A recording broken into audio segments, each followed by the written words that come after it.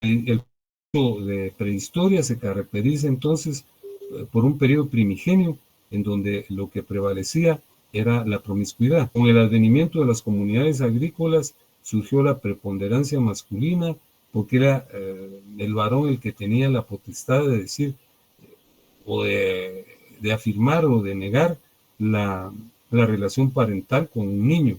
La familia es indiásmica, la mujer se convierte en botín, es vendida y es un bien que era apetecido, ¿verdad? Porque eran vendidas como esclavas y aquí se acentuó el patriarcalismo. Ahora damos un salto ya para la historia, ¿verdad? En Grecia, en Grecia y en Roma, que son las culturas más fulgurantes de la Edad Antigua. Fíjense que Grecia fue el faro difuminador de la cultura occidental. Roma también lo fue, pero Roma adquirió una herencia de los griegos, ¿verdad? No en el derecho precisamente, pero en las artes y en las ciencias sí. Entonces, la familia en Grecia surge de la familia. La familia era concebida, miren tan lírica esta expresión, hasta quimérica, ¿verdad? Que los griegos concebían a la familia como el grupo de los que comen en la misma mesa o los que se calientan en el lugar. Pues, es una expresión lírica, quimérica, en los inviernos tan severos, se aproximaban a alentaban los grupos familiares, ¿verdad? Y eso era lo que propiciaba, ¿verdad? De varias familias y tienen las mismas características. Los homogalácticos eran los criados con la misma leche, es decir, todos eran parientes, ¿verdad? Eran las aldeas incipientes. Por supuesto, se fueron ampliando, de ahí surgió la gens, la tribu y la ciudad-estado griega. Esto es en cuanto a la estructura social, pero veamos la estructura familiar. Ahí prevaleció también el patriarcalismo, el machismo. El padre era líder y dueño del grupo. La mamá estaba supeditada totalmente al varón. Fíjense que los hijos varones tenían la particularidad de que al casarse integraban una familia y se independizaban, pero las mujeres no. Las mujeres seguían sujetas, solo que ahora al esposo. Primero estaban sujetas, sometidas al papá y luego al esposo. En Roma, la familia fue muy peculiar, porque la familia era en extremo numerosa, ¿verdad? Dicen que habían familias, los relatos, las referencias, las crónicas, señalan que habían familias hasta de 600 miembros. Realmente no era una familia, ¿no? Era una gens, una unión de varias familias, porque estaba conformada por los padres, por los hijos, por los nietos, por los esclavos de los hijos, los esclavos de los nietos, por los yernos, ¿verdad? Por la familia política también, pero tenía una peculiaridad. Como Roma fue una cultura dominante, una cultura que se expandió por toda Europa, eh, parte de África, como lo hemos señalado, ¿verdad? Lo que hoy es Bretaña, etcétera, ¿verdad? Un gran imperio. Entonces la estructura de ese imperio estaba en la familia. Fíjense que en la familia había un monarca pequeño, ¿verdad? Que era el hombre más viejo, el hombre, no la mujer, el hombre más viejo, que era el pater familias. El pater familias era el que mandaba, imponía castigos muy severos y era el que ejercía como un sacerdote doméstico.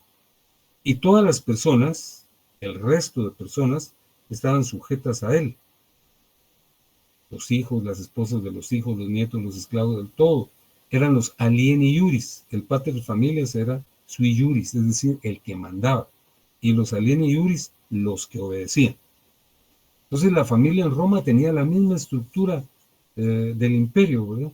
Había un pequeño monarca que era el que gobernaba de manera amplia y severa, ¿verdad? En la Edad Media, bueno, el Imperio Romano concluye porque se divide en el Imperio Romano de Occidente y de Oriente y concluye la Edad Antigua. Empieza la Edad Media, fue un periodo oscuro, ¿verdad? Extrema superstición. Creían en íncubos, en súcubos, en brujas, quemaban a los brujos, a las brujas preferentemente, ¿verdad? Pues se suponía que las brujas generalmente eran mujeres. Y la situación de prevalencia del hombre sobre la mujer persistió, ¿verdad? El machismo se acentuó. Pero fíjense que... Yo te voy a ayudar a pedirle el día y vas a ver si lo regalan. Para... Bueno, les decía entonces que ocurrió algo importante, porque fíjense que la religión católica predominaba de una manera extrema, ¿verdad? El derecho canónico se aplicó, que era el derecho de la Iglesia Católica, y entonces se sostenía que el matrimonio era un sacramento, ¿verdad? Algo que había instituido Dios y por lo tanto tenía que estar sujeto a las normas establecidas por la Iglesia Católica, pero en eso se produce la reforma, ¿verdad? Aparece Martín Lutero y se produce la escisión que ya sabemos, ¿verdad? La separación del sector que se llamó protestante de la Iglesia Católica, ya no reconocieron al jefe de la Iglesia, que era el Papa, ¿verdad? Y lo importante es que fíjense que en este caso Lutero afirmó algo muy importante, ¿verdad? Lo importante es la afirmación de Lutero que el matrimonio no es un sacramento, ¿verdad? Matrimonio depende de nuestra convicción, pero en rigor de ciencia, el matrimonio se sustenta en un evento natural, ¿verdad? En la unión de un hombre con una mujer con ánimo de concretar el instinto de conservación de la especie, ¿verdad? Entonces, no es que lo haya instituido Dios y que sea una creación divina, sino que es, decía Lutero con toda la razón, una institución natural. Y luego, esta simiente que ocurrió a finales de la Edad Media pasa a la Revolución Francesa. La Revolución Francesa es también un suceso sumamente importante, porque cuando concluyó la Edad Media y empezó la Edad Moderna, se produjo de nueva cuenta el absolutismo, ¿verdad? En la Edad Media el poder se había fragmentado, habían duques, príncipes, condes, señores feudales, pero en la edad moderna se reúne otra vez el poder en los reyes y se crea la tesis del derecho divino de los reyes. Sobre la voluntad del rey solo prevalecía la voluntad de Dios, ¿verdad? Y la voluntad de Dios la externaba el Papa. Pero los franceses se rebelaron en la Revolución Francesa, juzgaron al rey, lo decapitaron y a su esposa también, era María Antonieta, y entonces ocurrió que ellos se separaron del derecho canónico, porque el derecho canónico se aplicaba a toda la sociedad, ¿no? Aquí ya la regulación civil, y fíjense que aquí con la Revolución Francesa surge el divorcio, porque ya el matrimonio se llegó a considerar como un contrato, ¿verdad? Entonces siempre se mantuvo excluida, supeditada, pero ya había un paso de conversión en el proceso evolutivo de la familia. Hay otro movimiento revolucionario que ocurre en 1917, la Revolución Rusa, ¿verdad? En donde los bolcheviques derrocan al zar e instauran un movimiento que es el movimiento que genera una estructura social sustentada en una ideología que se llama socialismo, ¿verdad? Y que propendía a concretar una etapa ulterior que era el comunismo. Entonces los ideólogos de esta posición fueron Carlos Marx y Federico Engels. Entonces ellos señalaban que la familia era un instrumento de dominio, ¿verdad? Y que mediante la familia se consolidaba la burguesía porque el capital lo acaparaban los burgueses casándose dentro de ellos a través de relaciones endogámicas, ¿verdad? Se casaban en familia para conservar, unificar y ampliar el capital. Pues es una posición, ¿verdad? Pero realmente en lo personal yo creo que la familia rebasa una serie de concepciones, está sujeta lógicamente a la estructura política que prevalece en una sociedad, ¿verdad? Pero la familia antecedía, como ya lo hemos visto, a la formación de este tipo de criterios. Y luego llegamos a la familia en la actualidad, en donde se produce una variación muy significada. Fíjense que ustedes probablemente que son en extremo jóvenes, no advirtieron como nosotros, los que ya tenemos muchas décadas de habitar en este mundo, el cambio tan rotundo que se ha propiciado. Yo creo que en alguna... Yo creo que hay un micrófono abierto. Fíjense que les señalaba que el cambio de la estructura familiar y del rol de la mujer ha cambiado de una manera rotunda. Muchos dicen que no, ¿verdad? Que las variaciones no son tan significativas, pero yo creo que sí. Fíjense que yo les traigo a cuenta un ejemplo sencillo. Cuando yo ingresé a la facultad, hace muchos ayeres, ¿verdad? En los años 70, en el salón de clases en el que yo estaba, éramos 48. Era la clase más grande, ¿verdad? Porque todas eran de 15, de 10, de 20. Esa era la clase más grande, era la sección de... Entonces, fíjense que habían 5 mujeres, después se agregó otra, habían 6 mujeres. Ahora el mismo decano nos informó en una actividad de actualización que hubo el sábado que la presencia femenina en la facultad es del 55%. Hay más damas que caballeros, ¿verdad? Y de igual forma, el rol de la mujer en la vida social, laboral y profesional ha variado significativamente. Fíjense que nuestro Código Civil, el Decreto Ley 106, que data de 1963, tenía un artículo que por supuesto ya no existe, pero decía que el hombre, siempre que dotara lo necesario para la subsistencia del hogar, podía evitar que la mujer trabajara. Y de esa cuenta, mujeres muy valiosas que ya tenían títulos universitarios, ¿verdad? No podían trabajar si no tenían, entre comillas, el permiso del esposo.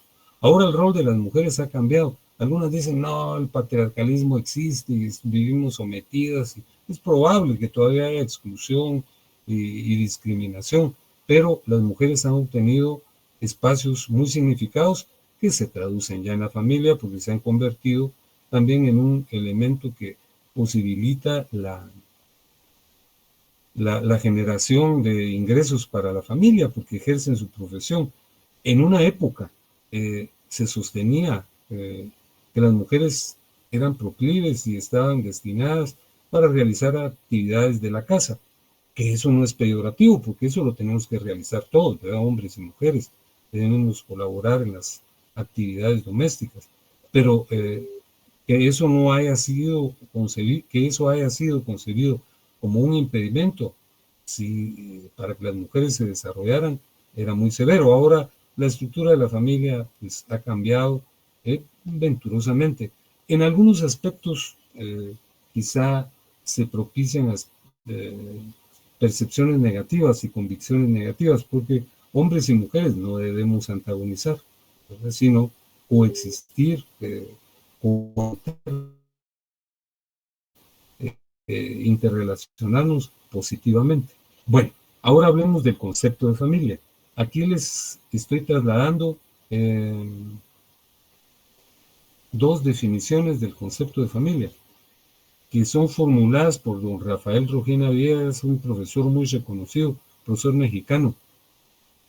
Entonces él dice que la familia puede ser entendida en dos sentidos. En sentido amplio, cuando se incluye a todas las personas unidas por una relación consanguínea, como padres, hijos, nietos, tíos, todos los que estemos vinculados consanguíneamente, ¿verdad? Es la familia, ¿verdad? En sentido amplio.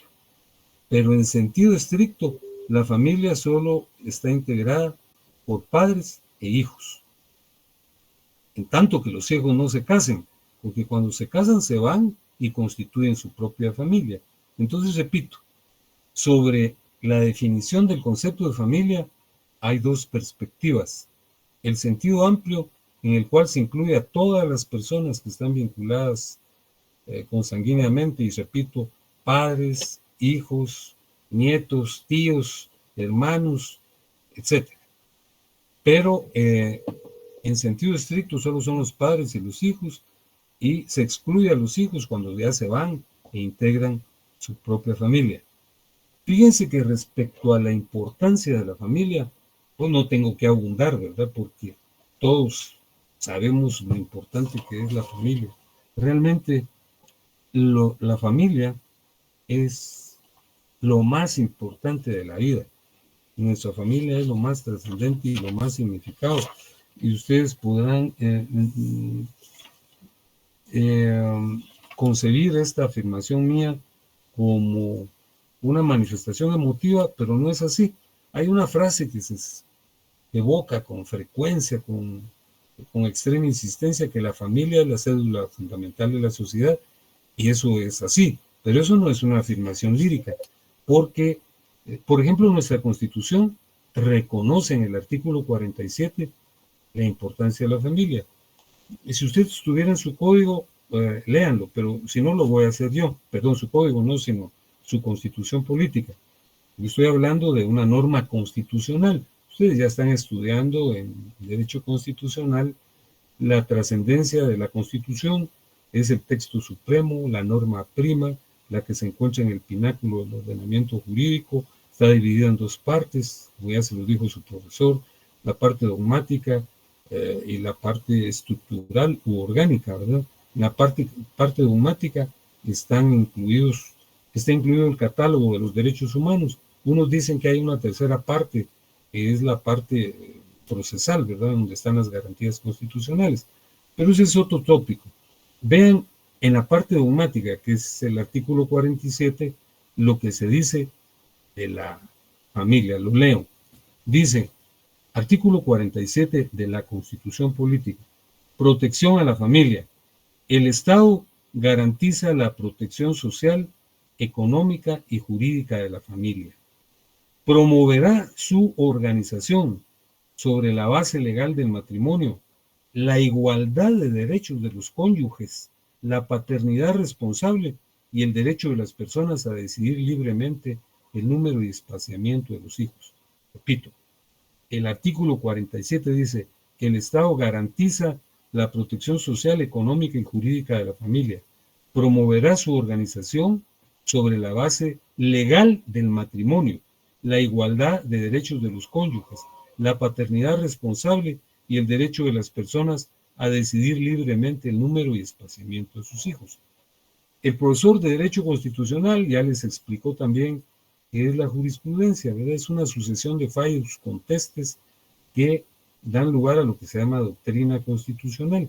Entonces les voy a leer una sentencia, parte de una sentencia en donde la Corte de Constitucionalidad, dentro del expediente 8492, sentencia del 24 de julio del 93, señala lo siguiente en relación al artículo 47. Dice, el matrimonio es considerado en la legislación guatemalteca como una institución social, protegido especialmente porque a partir de él se establece la familia y de esta el Estado. Cuando la persona se integra a la institución del matrimonio, la autonomía de la voluntad como elemento esencial en su máxima expresión de libertad, y siendo el legislador quien crea las normas, lo hace en protección de valores superiores en favor de la familia, los menores, la paternidad y la maternidad responsable. En el matrimonio hay un papel para cada uno de los cónyuges, el que determina el Estado dentro de los valores tradicionales guatemaltecos y la diversidad de concepciones, costumbres y creencias nacionales en relación con el matrimonio. Es decir, la familia es algo fundamental, y no solo porque dentro del contexto nacional lo dice la Constitución, sino aquí en el numeral 3, vean, les señalo también lo que dice la Declaración de los Derechos Humanos, que fue proclamada en 1948 por la ONU, ¿verdad?, por la Asamblea de las Naciones Unidas, en donde dice el artículo 48 que toda persona tiene derecho a una familia, salud y bienestar. Fíjense que para ir concluyendo con el tema, vamos a hablar sobre el derecho de familia. Fíjense que en su oportunidad yo les señalé que desde Ulpiano, en el derecho romano, se concebía que el contexto del derecho se dividía en derecho público y en derecho privado. Esa fue la primera clase de la que hablamos, cuando hablamos del jus civile, del edicto de Caracalla, del concepto prototípico del derecho civil en la Edad Media, de la formulación del derecho civil como derecho privado. Entonces, cuando hablamos de ese tópico, expusimos que la mayor parte de disciplinas de la enciclopedia jurídica están ubicadas en el derecho público. Ahí está el derecho penal, el derecho procesal penal, el derecho procesal civil, el derecho administrativo, el derecho notarial, el derecho agrario, etc.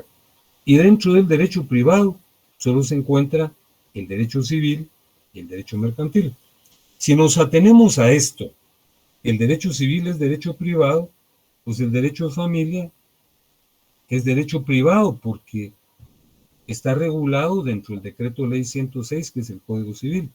Y precisamente el nombre de este curso es Personas y Familia. ¿Y dónde lo estamos estudiando? En el derecho civil. Entonces, en Guatemala, el derecho de familia es derecho privado, pero esta es una posición que tendrá que ser rebasada en breve. Si nuestros diputados también legislaran, la situación cambiaría. Es cierto, es muy importante que anden fiscalizando, ¿verdad?, para advertir la corrupción tan extrema que hay en nuestra patria, pero también ellos tienen la función de emitir leyes, pues, ¿verdad?, y de reformar, modificar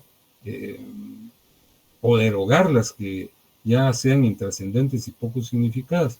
Entonces, se los digo porque en otros países el derecho de familia ya es autónomo, ya no está dentro del derecho civil, y esto porque hay criterios como el de este profesor que yo les señalo aquí, que es Antonio Usicu, un profesor italiano. Él ya murió, ¿verdad?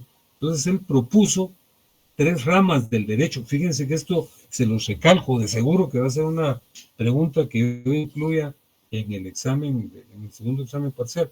Fíjense que el derecho de familia, según SICU, es una tercera manifestación jurídica. Hay derecho público y derecho privado y derecho de familia, porque el derecho de familia tiene elementos privados y elementos públicos. Entonces, en muchos países ya el derecho de familia es autónomo. Aquí en Guatemala todavía está dentro del derecho civil. Y para concluir, hablemos del derecho de familia objetivo y del derecho de familia subjetivo. Ustedes, en los cursos introductorios de la carrera, en el primer semestre y en el segundo semestre, estudiaron introducción al derecho, y ahí estudiaron precisamente las clases de derecho, ¿verdad?, que hay derecho objetivo, derecho subjetivo, derecho vigente, derecho sustantivo, derecho adjetivo. Entonces, hay también dentro de este contexto que yo les estoy relacionando un derecho de familia objetivo y un derecho de familia subjetivo. El derecho objetivo es la materialización del derecho, es el conjunto de normas que emite el Congreso para regular alguna actividad. Por ejemplo, hay un código penal, un código civil, un código notariado, etcétera. Ese es derecho objetivo. Y es tan objetivo que es material. Compramos un ejemplar de las normas, ahí está contenido el dispositivo que ha generado el Congreso. Ese es el derecho objetivo, el derecho materializado.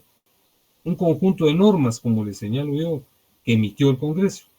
Ahora, el derecho subjetivo es de conformidad con los autores. Les señalo a García Márquez la facultad de hacer o no hacer algo.